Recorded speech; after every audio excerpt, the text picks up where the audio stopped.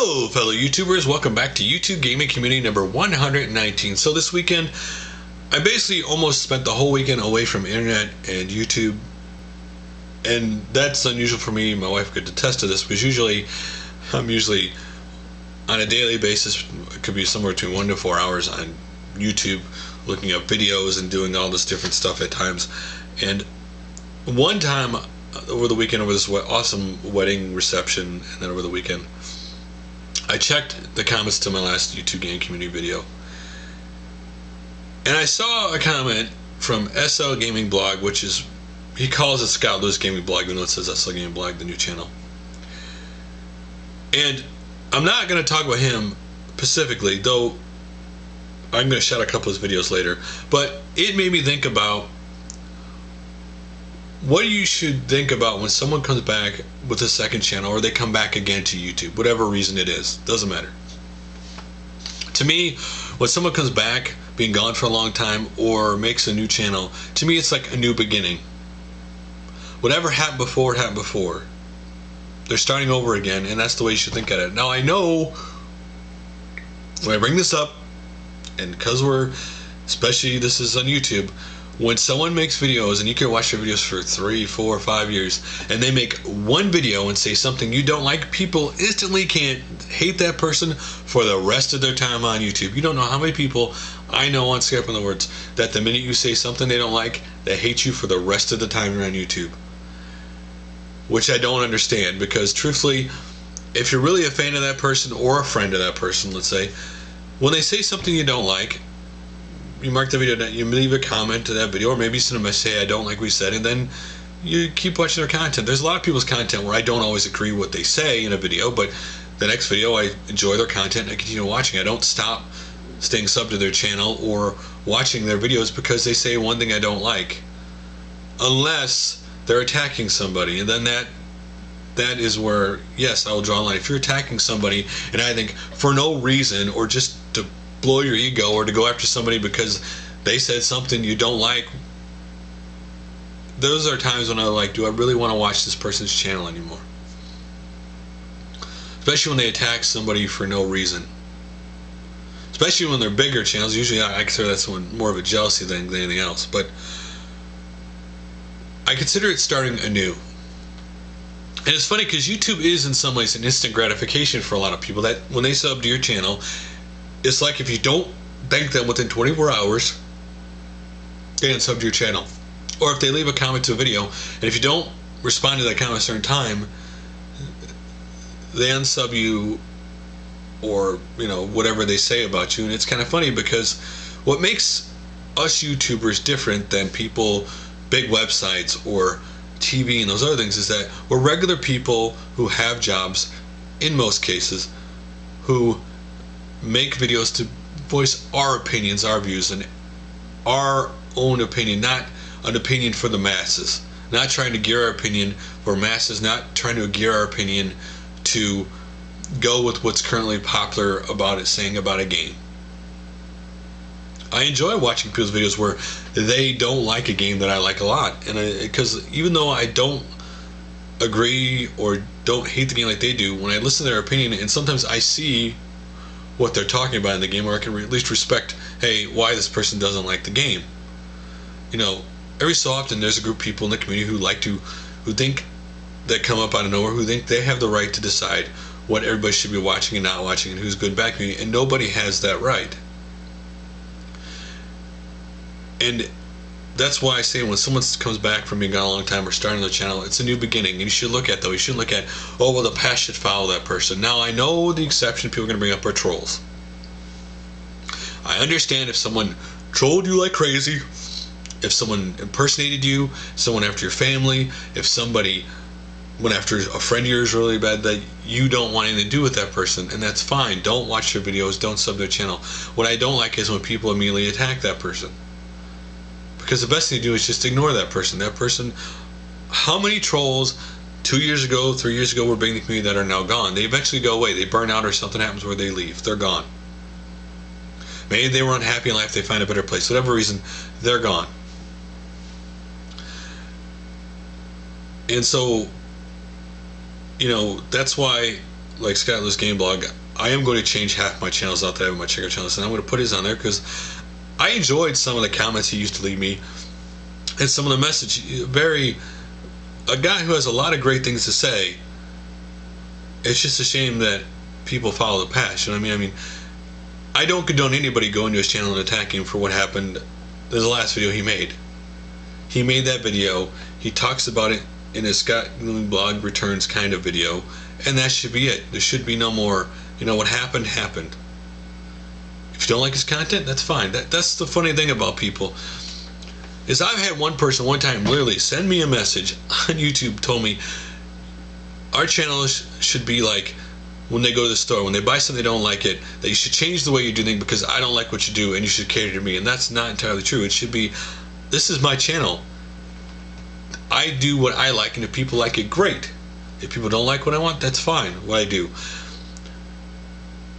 I think one of the hardest things that people have to struggle with is making their channel what they want. It's easy, by the way, to do what other people want. It's easy to try to cater what other people want and not what you want to do. It's easier to go that route. It's easier to say what people like instead of saying what you truly feel, because when you say, especially discuss your topic of what you truly feel on things, it brings a lot of people who don't like what you say. When I did YouTube Gaming Community number 22, and I'll bring up the top, just talking that video, and the first responses back were negative, were not in favor of what they didn't like what I did, and they favored it. And that was the first time that I ever had me.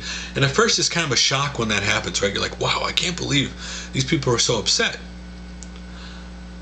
But that's the initial shock. Once the shock wears off, it's like, I still believe what I said, so I'm not going to change it or take a video down. I believe what I say, and I'm not going to do that.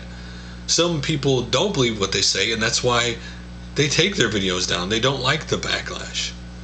Or some people, they put so much time into editing their videos and doing high production, they don't have the time for it, or they don't get the result backs they think they should get, and so they get very frustrated.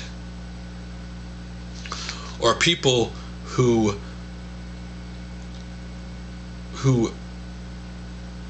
make videos and expect a high return than they're going to get. I mean, let's be honest, right now YouTube, especially the gaming community, is very competitive. There's a lot of gaming channels out there, and so for that average person to see your channel, in some ways it can be a needle in a haystack, right?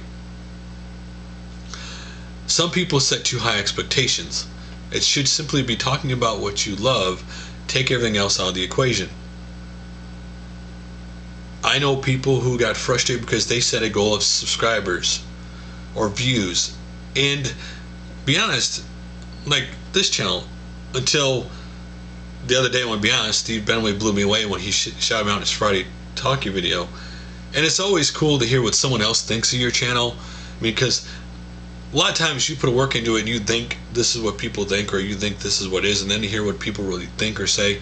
And it was unbelievably, by the way, just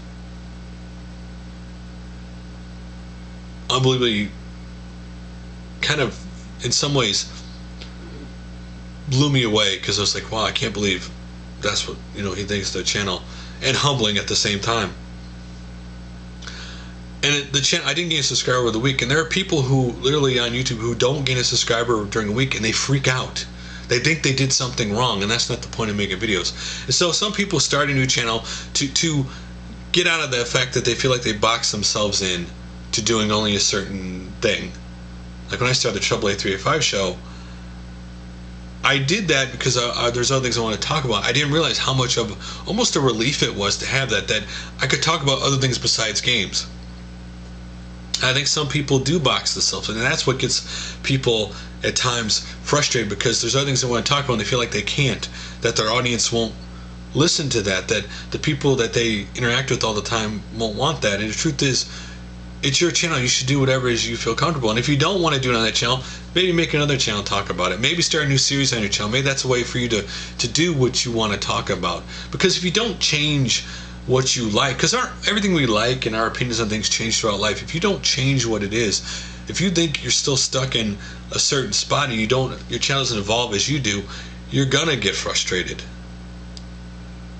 I mean, let's be honest, there could be a game that I play today I love, and 10 years from now I could say I played this game again and I don't like this game. It doesn't mean I didn't believe that 10 years ago. It's just my opinions and my experiences have changed in gaming, and that there are reasons why I don't like that game anymore.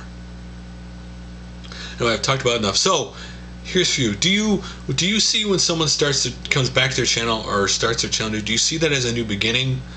Like whatever was in the past, or are you one of those people who can't let the past go? And why can't you let the past go? And I'll read some of those comments in the next video. So some of the comments I'm going to read from YouTube Gaming Community number 118 was basically about, you know, why don't more gaming companies do, you know, collections of or celebrate anniversaries of their older games. And the first comment I got was basically from N64 Player 9, and he said, I think they aren't a fan of that because anything limited edition is brought by the wrong fans and resold, and the actual fans get burned. I'm sure many people bought multiple copies of All Stars, but were just bought to make money. Rather than limited edition, let all the fans have equal opportunity to get it, because who knows, maybe a fan can't afford to show their support on demand for limited editions. And I know this is how I feel. One of the things I did not like about Mario All Stars was all the gorging of people to buy it for money. And there are a lot of people, including very big people in our community, who did that. And I didn't like that people did it. It's just a game, and that's how I view every game. If I can't play it, I'm not going to buy it. But I will say the one reason why I say limited editions is maybe it's a game that is renowned like for 25 years ago, but the developer or publisher doesn't know how well it's going to sell, so they could do a limited edition just to see how high the demand is for it. And then if the demand is more than they expected, they can release more. Next comment is from Owen Neal. He said, I'm not a fan of anniversary DVD sets. They don't add much to make it worth buying again, so I'm not sure if they would add enough to make me buy a game again. And that is true. They would have to add an art book, maybe a making of the DVD to show you the making of the game, or what the people who made the game thought about it. Just a lot of extras that make people want to get it, rather than just, hey, here's just the game again, buy it again. Next up is Jillpoo3. He said, I'm glad that Mario had a 25-year collector's disc. I think if they do this for too many games, it'll water down the importance and the spirit of an anniversary.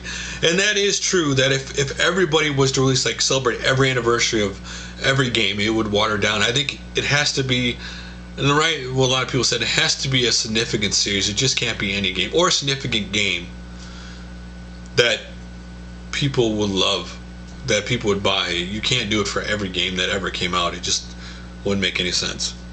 Then Adole123 said, yeah, just as long as they celebrate anniversaries and not try to profit them, selling us crap we don't need, but we're convinced to buy. Game companies got to realize that video games are just as much the fans as they are the developers. And that is true, and there are companies that do understand that. There are companies who do understand the fans, and those are companies that people talk about all the time. I don't need to repeat their names. Everybody knows the companies that give fans fan service, and those are the companies that deserve the respect because they do it right, and the companies that don't get that respect is because they don't do it the way the fans think they should. Then lastly, Star Soldier 1 said, I love to see a collection of some of Nintendo's big franchises like Metroid and Zelda 2. A lot of these classic games still sell well on eBay, yet the big end isn't a dime off them since they are out of print. And I was surprised Nintendo hasn't done a collection for Zelda. I know people said they did one on GameCube, but this is the 25th anniversary. It only comes around once. It's a big anniversary. You would think they would have gone full board with some massive thing for Zelda. Just like Metroid. That is another series, especially older games, that deserves to be celebrated. I mean, I put in the original Metroid. I put up my pickup video today, and I played the original Metroid, and not only do I still love that game, but I played it again and realized how hard that game is. That game is a hard game to play, but it was just such original at the time. And that is before you include the fact that it was a female lead character in a video game, because there weren't that many even back then. So So let's get the videos checked out. And that's the first one I talked about, SLgamingblog, Scott Lewis blog returns, kind of. The next video of his I'm going to shout out is Gears of War to the Point. What he did was, since Gears of War 3 came out, he went back and played Gears of War 1 to find out why he liked the series so much. He makes some really good points in this video. You know, at the time, how everybody thought, you know, Gears would be like another Halo because of screenshots, and how it wasn't. Check out the video, really good video. So for some little comedy, because we always talk about, you know, serious things, the 8-Bit Theater's first gaming rant, enough already. Now I warn you, this is a very dumb topic. It's really funny. You just have to see it. And the other funny video of his is Gaming Community 101, What Not to Do, Part 2, where he makes fun of things that people do in the community. Again, these are both videos based on comedy. You have to go into it that way. They're really funny, and check them out. Next is HitomiLove Stuff I Found back in June, July, August, and September. So he has some cool Japanese stuff, like Biohazard 3 on the Dreamcast he got. And, you know, he got obviously the American version of the, you know, really premium edition of Catherine. But here is really cool stuff. Check it out. Now this next video is a rather old video, but it's something that people should be aware of, and it was John, or World According to John. My YouTube account has been hacked. Now this video originally came out around August 30th, and is about how these people in this forum found a loop in YouTube, a way to go and open up as many browsers as you want to and unsubscribe that channel, and every time you unsubscribe, the person lost a subscriber. And this YouTube has since fixed this hole. But the thing about this video, I think the most shocking, is that a lot of people outside of YouTube don't like YouTubers. And that you have to be aware that these things happen because people are jealous or don't like YouTubers.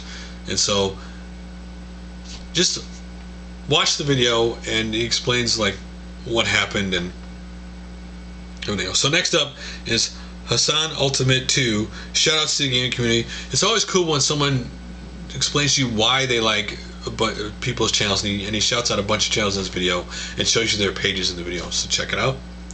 Next is ReviewTechUSA, 5,000 thank yous. Now, congratulations to ReviewTechUSA for recently hit 5,000 subs. But what's cool about this video is that he talks about the people who helped him along the way or inspired him, like Steve Benway. And he didn't, you know, and some people go, when they do these videos, they go down the route as they shout out the most popular people, not truly the people that actually helped him out along the way. What's cool about this video, he shouts out the people that actually helped him out along the way, and he explains what they did and why he's shouting them out. Next up is Ryokozoken-Silpheed, The Lost Planet Gameplay 1. If you've never seen this shmup, it's a really cool shmup. Check out the video. Next up is Duhmez Game Room Tour Update, October 1st, 2011. If you want to see his new updated game room tour, pretty cool. BitGenerations, Bit Unboxing Metal Gear Solid 4 Limited Edition PS3 PAL Italiano. Now, these guys are from Italy, so the video isn't Italian, but it's just cool to see what their limited edition PAL version of Metal Gear Solid 4 look like. Next up, and lastly, MaximumRD's Open TAG Positive points about crappy consoles, handhelds, and computers. So, positive points you have about those things. Respond to his tag, check out the video. It's really cool. You know, it's funny because the 3DO is looked at to me, people, as a crappy console. To a lot of people. And it was a console I absolutely loved because of the, you know, Road Rash and Need for Speed. And it was a console that I had a lot of fun with. And I think it's a shame that it gets a bad rap because it has some really great games on it. But anyway. So guys, that's all for now. I'm currently working on something I can't talk about yet. But I can't wait to talk about it to you guys. I'm hoping that in the next couple episodes I can reveal it to you guys. But that's all for now. So see y'all on Wednesday.